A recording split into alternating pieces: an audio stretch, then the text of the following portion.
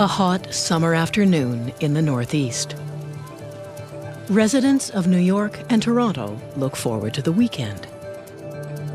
No one could predict what is about to happen. Doors shut quickly at City Hall. Nobody was allowed in because the metal detector... Massive power blackout hit the United States and Canadian cities, closing nuclear power 100 plants. power plants shut down and 50 million people in 2 countries. Emergency has been declared in New York State. Mayor Bloomberg of New York City... In a matter of seconds, 50 million people simply fall off the grid. Phone lines and water systems fail, and thousands of people are trapped in elevators and subways. People start to panic, like we couldn't breathe. It'll be okay, honey. It'll be all right. It is August 14th, 2003, and the largest blackout in North American history causes $6 billion in damages. The official cause? Overgrown trees on power lines. But there's more to this story than troublesome trees. Just 3 days earlier, on August 11th, someone, somewhere, released one of the most damaging computer viruses ever written. Blaster.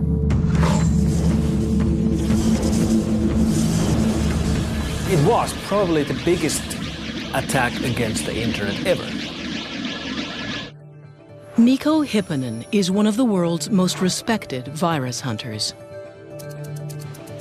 It is here, at F-Secure, an antivirus lab based in Helsinki, that he and his team first identify Blaster when it hits the internet. What astonishes Mikko is the impact the virus has on the physical world. Blaster was the first worm that really showed that an attack like this can affect society and the normal life. Air Canada passengers were frustrated by long check-in lineups today after a virus overwhelmed some of the airline's computer networks. As Blaster explodes across the net, Air Canada's check-in system shudders to a halt. And 3,000 kilometers south, Amtrak and CSX railroad services are disrupted, delaying train routes in 23 states. We saw planes stopping and trains stopping and boats stopping. We saw infections with military installations. And then, of course, 3 days later, there was the US blackout. Did a computer virus somehow contribute to this?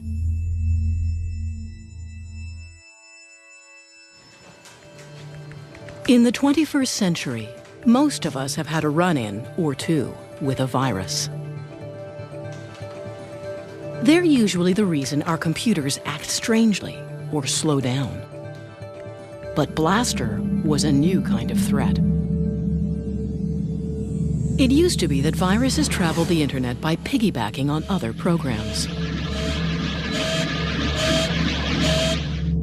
They would arrive at your computer in the form of email attachments. The virus could not activate until someone opened the attachment. But Blaster was a worm. Worms don't need other programs. They propel themselves through the net, and they are self-activating. In other words, you could get Blaster simply by being connected. You would get infected just by having your PC online. You could be sleeping and your machine would get infected. Which meant anything connected was susceptible. Systems like the financial network, water treatment centers, and power plants. In one case, we know that a virus got into a major nuclear reactor in Ohio. 9 months after the blackout, the official report stated that Blaster, despite being released just 3 days earlier, played no significant role in causing the huge shutdown. Some security experts remained unconvinced, pointing to more than just the timing of the two events. If you read the blackout transcripts of the operators who were in the middle of this when it was happening, what keeps coming up in the transcripts is comments that, stuff isn't moving. Their screens were freezing, which is exactly what the Blaster worm does. Whether the Blaster virus caused the 2003 blackout remains a contentious issue. But after Blaster, no one doubted that online viruses could cause real-world damage. It's been actually a real learning exercise for potential attackers and terrorists to see, oh, well, if an accident can cause this, maybe we could cause it as well. Eric Byers is a former instructor at the British Columbia Institute of Technology. He researches the dangers of connecting critical infrastructure to the internet. There's no question that you could build a virus to take down the critical infrastructure. For example, our power systems, our water systems, our transportation systems, if those go away, then our life radically changes. Today, most critical systems are connected to the internet. And the computers these utilities use are the same Windows-based PCs that you might have in your kitchen. 95% of the machines are running Microsoft Windows.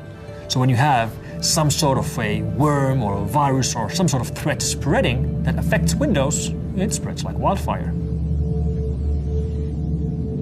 A Canadian oil company came to us and said, you know, we have this big infrastructure and we're curious, you know, can somebody attack this? So Eric went to work. Using only a laptop and some basic hacker software, he easily broke into the holding tanks at the company's refinery. So first of all, I'm going to do what's called cutoff visibility. Now I've fooled it so that the operator doesn't know anything's going wrong in the field. And then I'm actually going to blow up the tank for him.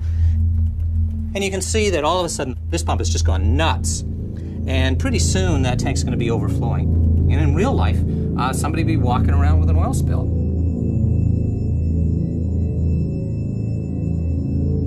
I wish that I could say, nope, all our critical infrastructure is secure, but it's not. If connecting power plants and oil refineries to the internet is putting them at risk, why not leave them unplugged? For business reasons, for business efficiency. Mary Kerwin is a security consultant and a columnist for the Globe and Mail. One executive interviewed said that he thought it was fine, it was worth taking the risk, so they'd have an edge on the competition by having these open and secure hookups between the utilities and the corporate network. The problem is, the internet was never designed to be secure. It was never actually built to do a lot of the things we're using it for right now. It was not meant to be an engine of commerce. It was not meant to hold your banking information. In the late 1960s, researchers began developing a network that could share information between computers. In the 90s, it went public and exploded. It was no longer just a handful of scientists on the internet. It was now anyone with a modem. When you have 25 people on a network, you can be pretty sure they're going to play well. But when you have a million people on a network, you can be pretty sure that somebody is not playing fair. There are no secure computers. There are no secure networks. Amit Yoran is the former director of cybersecurity within the U.S. Department of Homeland Security. I think sooner or later, we are going to be hit by a cyber failure that will affect either our nation's infrastructure or international infrastructures in a very significant and harmful way. So the implication is that somebody remotely managed to gain access to these control systems and does that type of damage and leaves the economy at a standstill, essentially. Because without our ability to bank online, to make a phone call, to switch on the lights, we're literally in the dark.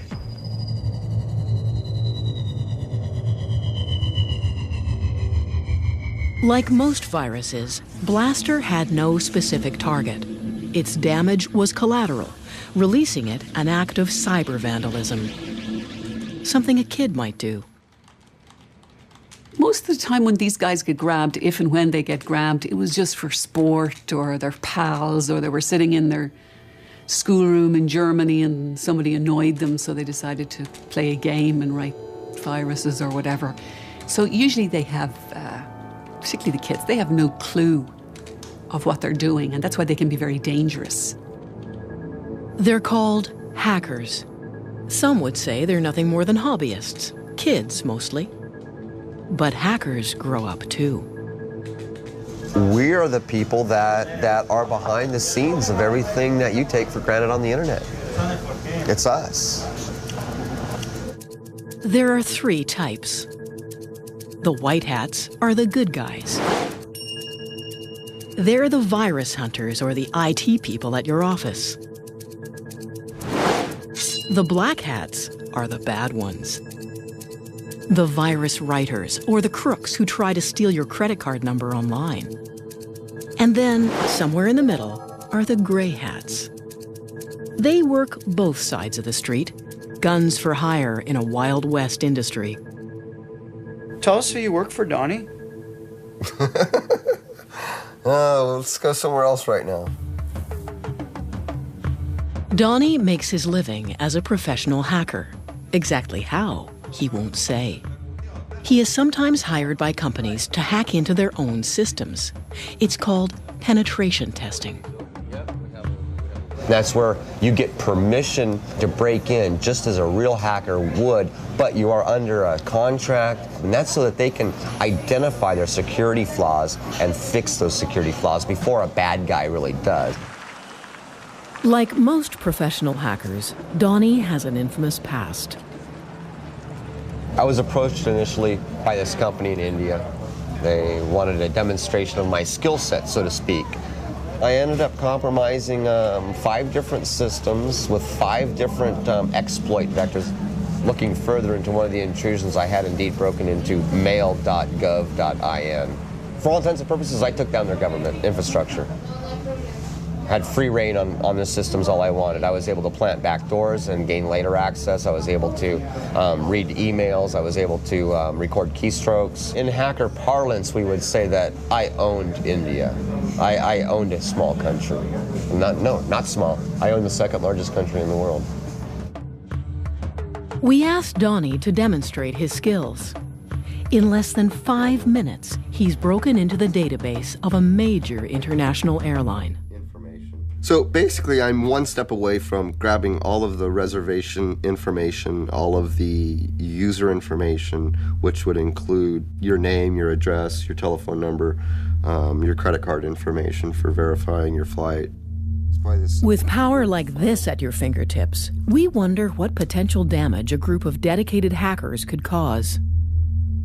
We could certainly shut down the United States critical infrastructure, I would assume probably within a day.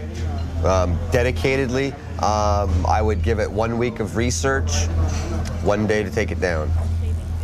And that means what? What is the... That means taking out the power grid, it means taking out the communication power, it means taking out probably the military capacity of the United States to function properly. We'd probably go into a police state at that point.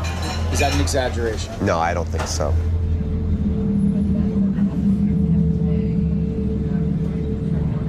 Hacking is a growth industry. There are now books, magazines, and classes that teach hackers how to breach internet security. There are even hacker conventions. DEF CON, held every year in Las Vegas, is the largest. Can you imagine 7,000 hackers loose in the entertainment capital of the world? DEF CON isn't your average convention. It's cash only at the door, which isn't such a bad idea. With 7,000 hackers afoot, it's probably the last place you'd want to use your credit card. Well, DEF CON's been going on a long time now, various degrees of notoriety, hacking their badges and hacking each other and hacking each other's cell phone, and can be a dangerous thing to attend. At DEF CON, you can learn how to pick a lock, electronic or otherwise, or how to hijack a digital billboard. And though most attendees are hackers, there's also more than a few federal agents. In more recent years, you have so many undercover FBI agents that it's hard to tell law enforcement apart from the real deal. Depending on who you talk to, the FBI are there to either spy on the hackers or recruit them. We seek out the rockstar hackers to find out what the cutting-edge threats and vulnerabilities and tomorrow's issues and problems are, because they know. Somebody told us it's easy to spot the FBI. They're the guys over 35. And today, with software designed for children as young as 6 months old, a new and far younger generation of hackers is right behind this one. In the shady online world of the hacker, there is no one more notorious than Mafia Boy. A surprise move today by the Montreal teenager known as Mafia Boy. He admitted in court he is the hacker who crashed several popular websites last winter. The turn of the millennium saw the peak of the first .com gold rush. Internet giants like Yahoo, eBay, and Dell.com were doing hundreds of millions of dollars in online business every day. But in February 2000, these sites suddenly found themselves at the mercy of a 15-year-old kid. Michael Calce, aka Mafia Boy, a high school student from Montreal. My dad got me a computer when I was extremely young. I was 6 years old. It just, I don't know, it fascinated me what I could do with this machine. At 12, Michael was already a respected hacker. And by the time he was 15, he was asked to join what was then one of the most powerful hacker groups online. And I felt honored at the time. You know, we're talking about TNT Force. This was a big Russian hacker group that had a big foundation and serious programmers in it. As TNT's newest member, Michael was eager to show off his skills. He hatched a plan to destroy a rival hacker gang by building the ultimate online weapon. I'm going to make a new tool, something that is so powerful people have never seen before, and they're going to run for their lives and wish they were never hackers. But before he attacks his enemies, Michael must first test the weapon. He picks a target: Yahoo. To this day, the biggest, busiest, and most profitable website in the world.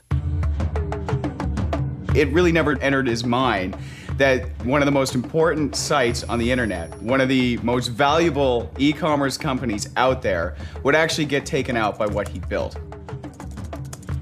In the early morning hours of February 7th, 2000, Michael prepares his attack. He puts the weapon on a timer, thereby creating an alibi, and then heads off to his grade 9 classroom. So he's sitting in a classroom, the teacher's talking, and Mike isn't paying any attention because all he's thinking about is 3, 2, 1, it's launched. And at 10 a.m., what is still the largest internet attack in history begins.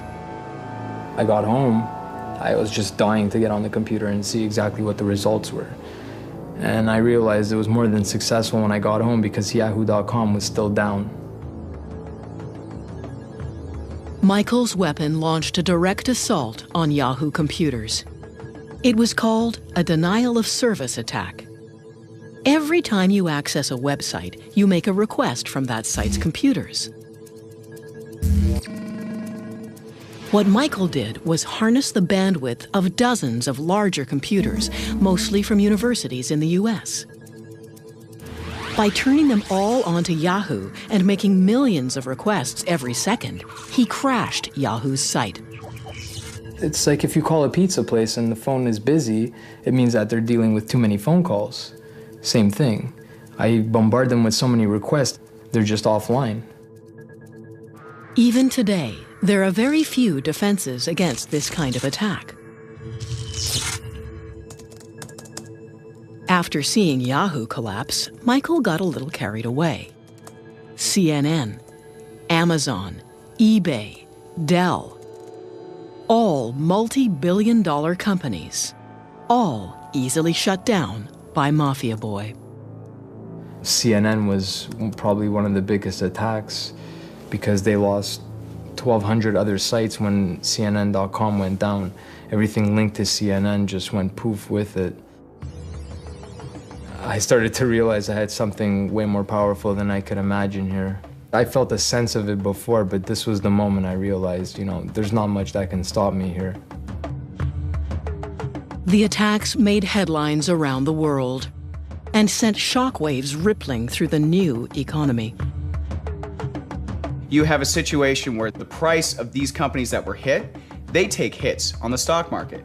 You have the Attorney General of the United States standing up and saying that we will get the ones who are responsible for this. You have President Clinton convening a cybersecurity summit at the White House and talking about finding ways to fend off future attacks like this. The first reports came out, they were estimating the damage to be $1.7 billion damage. All from a Pentium 133. It was Michael's bragging that eventually got him arrested. He served 8 months in a juvenile home. But he left a legacy. Suddenly, the internet didn't seem like such a great place to do business after all. People didn't really realize the extent to which the internet was vulnerable until a 15-year-old kid kind of showed them. I think it, in a sense, showed that the emperor had no clothes. That the thing experts had known all along, that building e-commerce on top of the internet is maybe not the best idea. It also showed that there wasn't a coordinated strategy in the government, in industry, to actually combat and fix a lot of these flaws and to fight off these attacks. The internet has little to no law enforcement. It's simply too big, too international, and too anonymous. It's very difficult to identify who is online at any one time, where do they come from, and they can just disappear into the ether. Just take out their connection and they're gone. They're like specters, like ghosts. For the most part, black hats target one company and its ubiquitous operating system. Now, this company is looking for a little vigilante justice. Microsoft established an antivirus reward program that will pay people if they provide information on a virus writer and it leads to an arrest and conviction. It's a cash bounty. $250,000 for information leading to the arrest and conviction of anyone who has written a destructive virus. We asked Donnie if he was up for the challenge. I don't know if it's entirely possible. It's really, really hard to identify the creator of a piece of code. A piece of code can be as small as 4 lines that anybody could type out on a computer anywhere. If I were to successfully track someone down and actually I'll be able to obtain this bounty, so to speak, $250,000 would be enough to secure my future.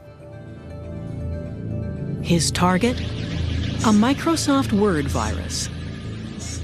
So called because it hides inside a Microsoft Word document that the author then emails across the internet. Where Blaster was mindlessly destructive, simply flooding the internet, the Microsoft Word virus is much more sinister. After infecting a computer, it begins to collect documents. It then sends these documents back to the authors of the virus. The range of documents being collected concerns Donnie. CAD drawings for computer-aided design, spreadsheets, PDF documents, architectural and machine blueprints. The nature of the data that's being taken, to me, it goes straight to our critical infrastructure. It goes straight to the core of the United States military. And the virus is known to have targeted power systems and government agencies. It is, literally, spyware.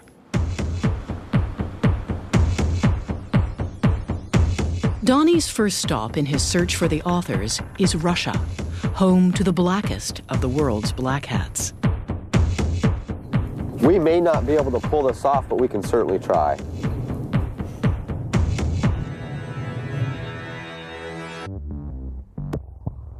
In the past few years, hackers and their viruses have evolved. Mischievous kids are no longer the main problem. Now it's all about the money. And viruses are designed expressly to steal your data. In the good old days, all the viruses were written by, hobbyists and geeks and nerds in their basement for fun, for fame, really. And that started changing 5 years ago or so.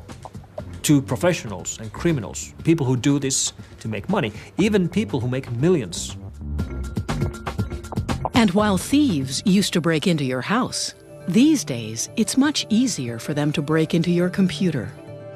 What they're looking for is personal information, credit card numbers and banking details, anything that can be sold for quick and easy cash. A hacker recently told me that identity theft is a great new career. It has great benefits. Why would you make minimum wage when you can stay in the best hotels and buy big screen TVs with somebody else's money? Today, TJX announced the theft of millions of credit card numbers and other personal customer information. In 2007, TJX, a department store giant with over 2,000 retail outlets around the world, found themselves the victim of the largest known internet theft to date. Attackers broke into their systems, probably over an insecure wireless network, and basically had the run of their network as far as we can make out for as much as 18 months, maybe even a few years, we're not entirely sure. Hackers downloaded credit card numbers, millions of them. The exact figure will probably never be known. Initial estimates of the numbers of individual credentials was around the 45, 46 million mark. In more recent filings, we believe it may be as much as 94 million. And credit cards aren't the only thing thieves took. Initially, we thought it was just credit card, bank card details. Over time, we discovered there were driver's licenses as well, which is much more significant. You're getting into pieces of identification that can really allow identity thieves to build identities from the ground up. The thieves were able to break into the system by using a hacker trick called war driving. Basically driving around with a laptop and a homemade antenna, often just an empty Pringles chip can covered in tinfoil. Hackers use this antenna to search for unprotected wireless connections. Once they find one, they break in and steal everything on your computer. I've known people who remain nameless who do this for fun, and what they're doing is trying to spot open wireless connections. And they will show you sometimes on their computers the number of, in some cases, Fortune 500 companies perhaps that may have open network connections. Finding open connections isn't difficult. Nowadays, they're almost everywhere. I've seen it in banks, at the airport all the time. You'll see the ticket counter have an open wireless port. Which makes catching the thieves almost impossible. Because they're wireless, the hackers are constantly in motion. The only way to catch one is in the act itself. Lowe's is a large retailer of building supplies with huge mega stores all over mostly the United States. And they recognized that somebody was hacking into their system. So they called in the FBI, who deployed a couple dozen agents in a store in Southfield, Michigan. And the agents, were so unaware of what was actually happening, they thought that somebody was walking into the store and plugging into a network connection in the wall. But an agent on the roof noticed that there was a beat-up old car in the parking lot with a Pringles can covered with tinfoil.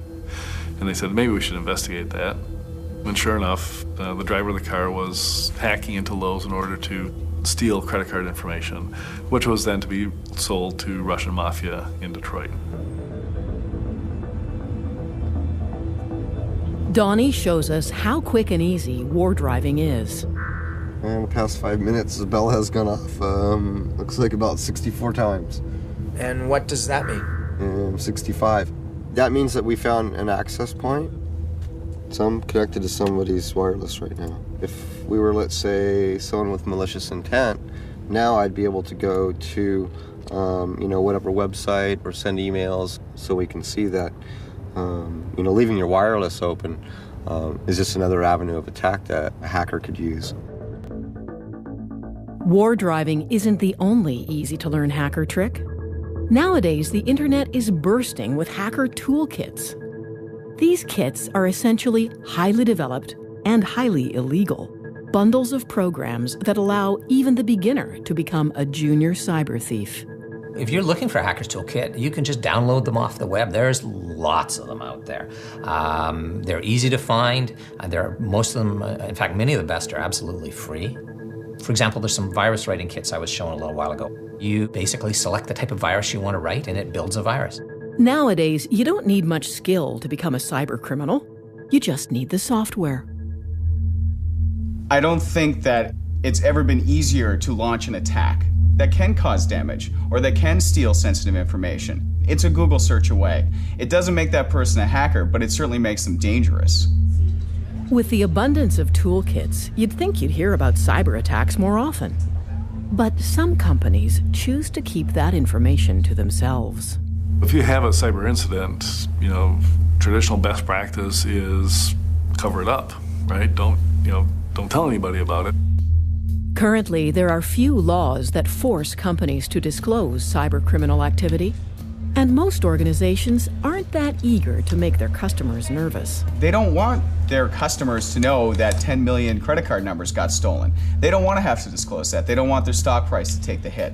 It's important for security researchers out there to be able to share data and to see how attacks are evolving. But if companies won't even admit they've been attacked, let alone show how it happened, how are we supposed to get better? It's a real problem. Once thieves have your information, they sell it to the highest bidder, often advertising it in a thriving online black market. That's the biggest development in internet security in the last 2.5 years. Has been the advent of markets for identities. In the black market, working credit card numbers go for as little as $1 each. There's sampling, just like there's in the drug trade, where they'll give you 10 to test, and then you test them. Oh, they're all good. I could actually get money out of them or buy something with them. And full identities, which can include social insurance numbers and addresses, sell for as little as $5.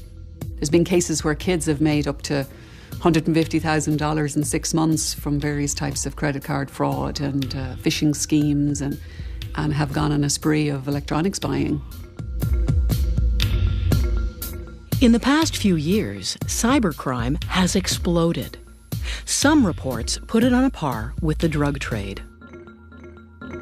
And a 2006 survey found it was more costly to businesses than conventional crime. And most of it comes from one place. When you think today about, what's this sort of country of hacking right now, I think most experts would point to Russia. A few years ago, the Russian mob, sensing a unique opportunity, went online. And why not? It was less risky than traditional crime, and the internet allowed the mobsters to go international. All they needed was a few programmers. You have actual organized crime in Russia recruiting promising young programmers and other technical people to work in a cybercrime syndicate. These Russian syndicates are responsible for the bulk of viruses and hacker exploits released onto the internet every day. It took 20 years to go from the very first viruses to 250,000 viruses. And that's where we were in the beginning of 2007. By the end of 2007, we were already at 500,000 viruses. So we effectively doubled the amount of all of the malware in one single year. Because of this, internet security has become a booming business. In the past few years, antivirus labs have sprung up all over the world. Kaspersky in Moscow is one of the biggest. We receive over 2,000 of new viruses, trojans, and worms every day to this lab. In order to provide constant and non-interrupted protection, virus analysts have to work every hour, every day of the week. We have a special name for them. They're called woodpeckers. That's because they hammer their keyboards very fast.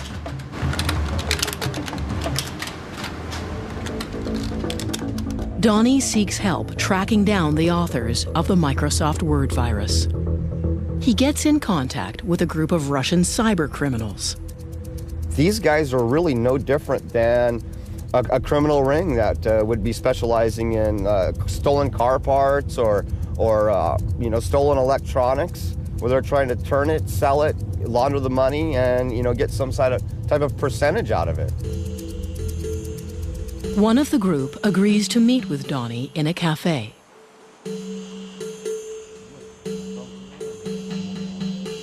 The Russian tells Donnie that he's part of a hacker crew that works primarily as carders. They steal credit card information and then sell it online. Yes, for a year or something, like we card, how can I say, we hustle. The leader of one crew that I was working with, he makes like from $9,000 to $15,000 a week. I had no idea it was that kind of money. I mean, I was thinking like, $1,000 a week.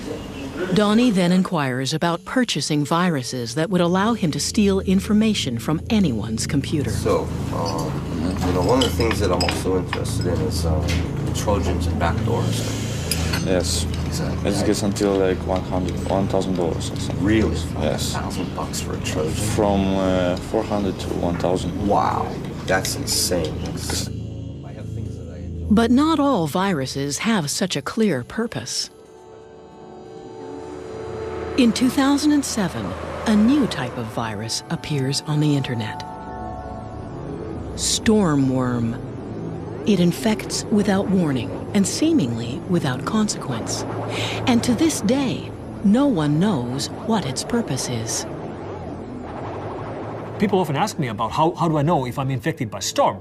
And you really don't, because it doesn't show you any messages, it doesn't destroy anything, it doesn't play any music or anything, any of the fun stuff we used to see with old school viruses.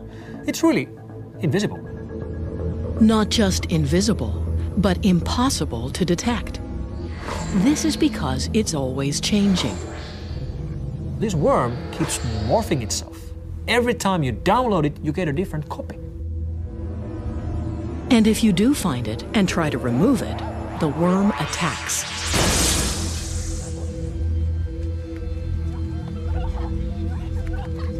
But the biggest reason Stormworm is making headlines around the world is that it turns a computer into a so-called zombie or robot. The author of Stormworm can then control your computer, now a zombie, remotely, without you knowing. The zombie computer means a computer which is no longer in control of its owner. The person who actually owns the PC doesn't see this. He thinks the PC works just fine, but there's someone else behind the scenes who has access to that machine and can do whatever he wants on that machine over the network any time of day he wants. The worm infects thousands of PCs, creating thousands of zombies. The author of the worm then links all of the zombies together, creating a robot network, or botnet. So the idea of these botnets is that characters who manage to get bad code onto your computer, they own your computer, they have, I like to call it the key under the mat. They can come back anytime they like. You don't know even that they're there. Once you have a botnet at your disposal, you can use the combined power of all these computers at the same time. So you can, for example, send an instruction that all of those machines start to send as much traffic as they can against one single website. That's a denial of service attack. The same type of attack Mafia Boy used to take down Yahoo. There are Russian botnet operators right now selling denial of service attacks launched from their botnets by the hour or by the day. What's unique about Stormworm's botnet is its size and sophistication. Experts estimate the number of linked computers to be in the millions. But still, no one knows this botnet's purpose. Estimates are that it alone has infected 50 million machines, and it has not been used for anything. So there's this hovering, literally perfect storm of potential attack. So the concern is that the Stormworm has created all these compromised computers that in themselves create a kind of almost a massive supercomputer. And that if very bad people have control of this, they may be able to do very bad things on a very, very big scale.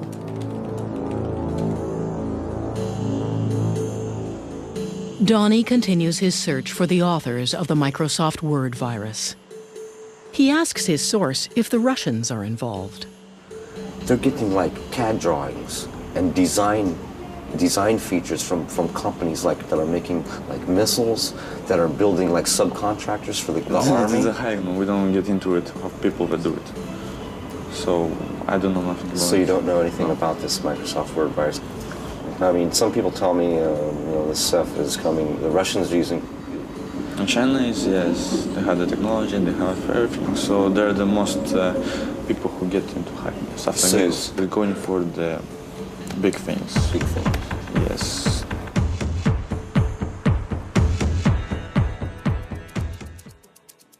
In April of 2007, Estonia suddenly found itself on the losing side of a battle with the largest country on Earth. What began as a protest over Estonia's relocation of a Soviet war memorial quickly turned ugly. Riots broke out, and Russian hackers launched what some people call the world's first cyber war. What happened in Estonia was a major cyber attack. Somebody tried to harm the country, the government of the country, the financial organization of the country. Cyber warfare. It's a terrifying premise, and up until recently, mostly hypothetical. Estonia was particularly vulnerable. Like Canada, it is one of the most wired countries on Earth. More than 78% of the Estonian citizens are doing their banking business via the internet. In a place where most people bank online, attacking the internet makes everyone a little nervous. Down to the point that people may ask, is my money still in the bank if I don't have access to my money? Within minutes, hackers shut down the banks. They also targeted broadcasters, newspapers, and government offices. We saw the single largest attack against all of the infrastructure of a single country we've ever seen. And it really started to affect the everyday life of people. And though the Russian government denies any involvement, there's no doubt the attacks were politically motivated. We don't have solid evidence that this is related to any governments. However, we have reasonable evidence to believe that this has its roots in Russian Federation. At one time, the U.S. saw Russia as the main cyber warfare opponent. As early as 1998, the country was accused of hacking into U.S. government systems. But these days, America fears a new cyber spy: China. That is the country that we're most worried about. Rick Howard is a retired lieutenant colonel of the U.S. Army. He spent the last 2 years of his career as the chief of the Army's Computer Emergency Response Team, the cyber SWAT team of the U.S. military.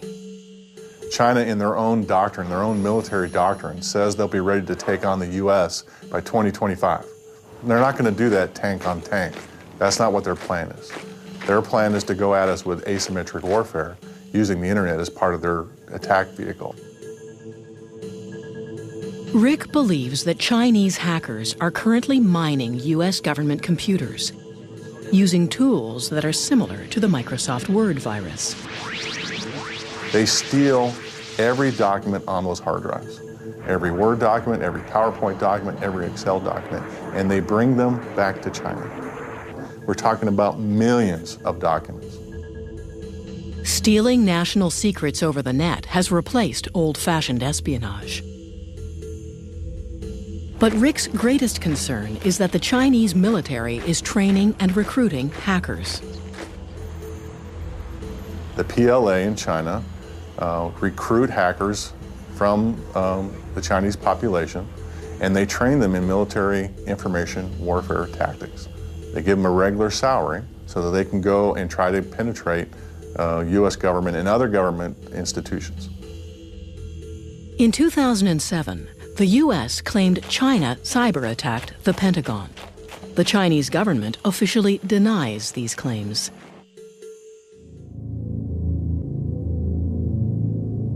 So how vulnerable are we to a cyber-attack? And what exactly would it mean? The complete breakdown of financial health, traffic, air traffic, government, structure of a country. You have to concern yourself with the possibility of a digital Pearl Harbor. I think there's always the possibility that a rogue terrorist group were to have a very significant denial of service attack. And if there's anything that people need to understand in cyberspace is that this is hard stuff. You have to take it serious. So if and when an attack comes, are we ready? Donnie abandons his pursuit of the Microsoft Word virus. He reasons that now it's too risky. We're not just looking at black hat hackers, we're not looking at kids, we're not looking at script kiddies, but we're really looking at a coordinated effort sponsored by the Chinese government against not only the United States, but the West in general. He's not as interested in collecting the bounty as he once was. The percentage of it being successful is really low, in my personal opinion. And like a true gray hat, he's already onto something else. So, who are you working for now, Donnie? Not going to comment on that. Fair enough.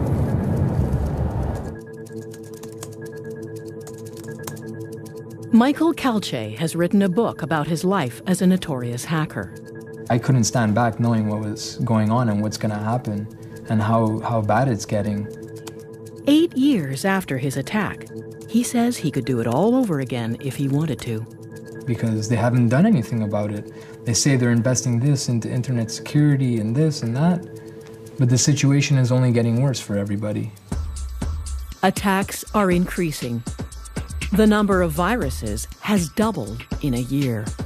And places like the Pentagon ward off a cyber attack nearly every day. Is cybersecurity a significant threat to the critical infrastructure of Canada and the world? Absolutely, no question. This is serious stuff.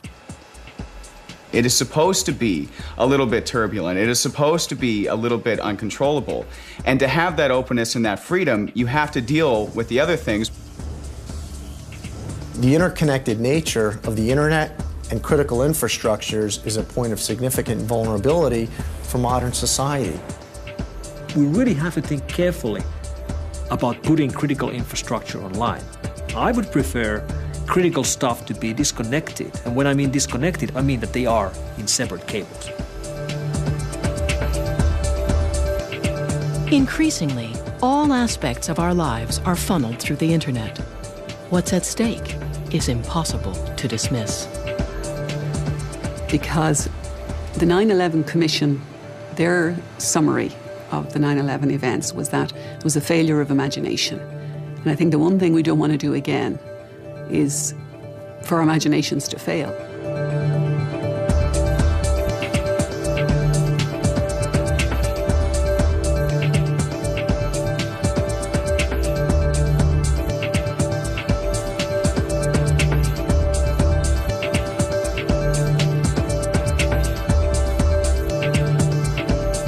Join us next week for a documentary about terminal illness and the right to die in The Suicide Tourist next Thursday night. And tomorrow, the old school cop is back to investigate a murder that points to the IRA while dealing with a shady character from Special Branch. Martin Shaw stars in George Gently, 8:30 tomorrow night on ABC One.